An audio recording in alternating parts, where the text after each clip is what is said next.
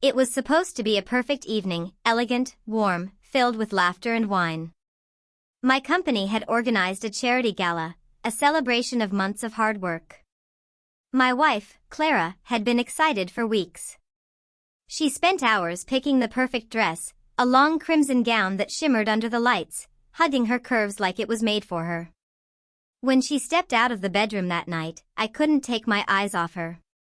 For a moment, I forgot the small cracks that had started to form in our marriage, the late nights, the distant smiles, the secretive texts she brushed off as just work. At the gala, everything looked stunning, chandeliers glistening like diamonds, laughter echoing through the grand hall. We mingled with colleagues, old friends, and a few new faces. That's when I noticed him, Ethan. Tall, confident, charming, with that careless grin that screamed arrogance. I'd seen him once before. He worked in the same firm as Clara, and I'd heard his name slip from her lips a few too many times lately. He approached us with a smile, his hand extended. "Ethan," he said. "You must be the famous husband I've heard so much about." "Depends on what you've heard," I replied lightly, shaking his hand. He chuckled. "All good things, I promise." Clara laughed a little too quickly. "Ethan's just teasing," she said, brushing his arm playfully. I noticed the way his eyes lingered on her, bold, unashamed. The kind of look no man should ever give another man's wife. And she didn't stop him. She didn't even seem to notice. The night went on, but something in me was restless. I watched from across the room as they laughed together, as she leaned closer to hear him over the music, as he whispered something in her ear that made her blush. My hands tightened around my glass. When the speeches began, I stood with the crowd, forcing a polite smile. Clara and Ethan were a few feet away. And then it happened. It was almost surreal, like a scene unfolding in slow motion. Ethan leaned in, said something, and before I could even process it, he kissed her. Full on the lips. In front of everyone. A ripple of shock went through the room. Some gasped. Some turned away. My world went completely silent. Clara froze, eyes wide, her hand rising too late to push him back. Ethan just smirked, smug, victorious, as if he'd just won some twisted game. She turned toward me, panic flooding her face. "Alex, it's not what you think," she blurted out, her voice trembling. I looked at her for a long second, the woman I had loved, trusted, and built my life around, standing there, in front of 100 people, her lips still tainted by another man's. And all I said, with calm that terrified even me, was, "It's over." Her face crumbled. "No, please, Alex." I turned away. The music had stopped. Every eye in the room was on us. I felt humiliated, shattered, but above all, free. Because in that moment, every doubt, every suspicion, every quiet night of wondering finally made sense. She ran after me as I walked toward the exit. "Alex, please." "He kissed me, I didn't kiss him," she cried, her voice breaking. I stopped at the door and faced her. "You let him get close enough to try," I said coldly. "That's enough." Tears streamed down her face, mascara smudging. "You can't end it like this. Please, you don't understand."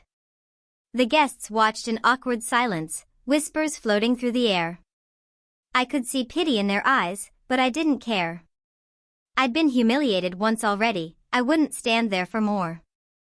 "Clara," I said quietly, "whatever this was, it ended long before tonight. You just made it public." She fell to her knees, clutching my hand desperately. "Please, Alex, I made a mistake. I swear I didn't mean for this to happen." Her voice cracked, and for a second, I saw the woman I'd once loved, broken, pleading, terrified. But then I remembered the messages I'd ignored, the late nights she'd brushed off, the scent of unfamiliar cologne I'd once caught on her coat. My chest tightened, but I didn't flinch. "You had your chances," I said softly. "All I ever asked for was respect. You couldn't even give me that." "Alex, please, I love you," she whispered, still on her knees, her makeup streaking down her cheeks. Don't walk away. Ethan, the coward, had already vanished from the hall, leaving her to face the wreckage alone. Of course he had, men like him always did. I bent down slightly, my voice low enough for only her to hear. Love doesn't look like this.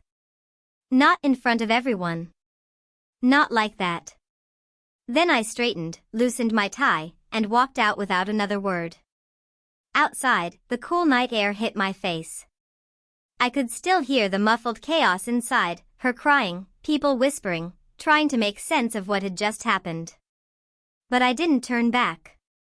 When I got into my car, my hands trembled on the steering wheel.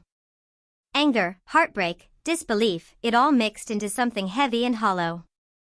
I stared ahead, headlights blurring into the darkness, realizing that the life I'd built with her was officially gone.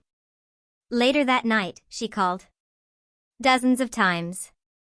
Then texts, please, talk to me. He forced it.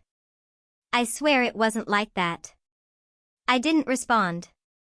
2 days later, she showed up at my offices pale, exhausted, still pleading.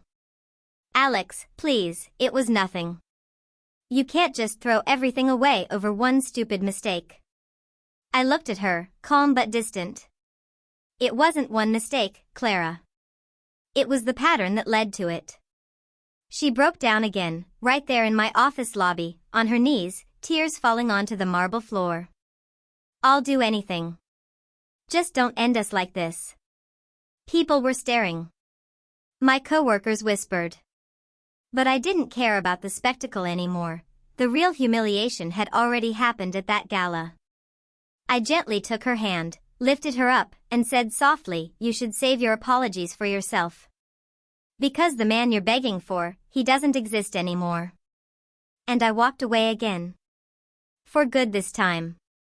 Weeks passed. Her messages turned from desperate to quiet. The final one simply read, I wish I'd stopped him. I wish I'd stopped myself from losing you. I never replied. Sometimes, I still replay that moment, the flash of cameras, the silence that followed, the sound of her voice breaking when I said, it's over. But every time I think of it, I remind myself of the truth. Love built on loyalty never needs defending in public. And when it does, it's already gone. He kissed my wife in front of everyone. I said, it's over. And that's when she finally understood what loss feels like, on her knees, too late to be saved.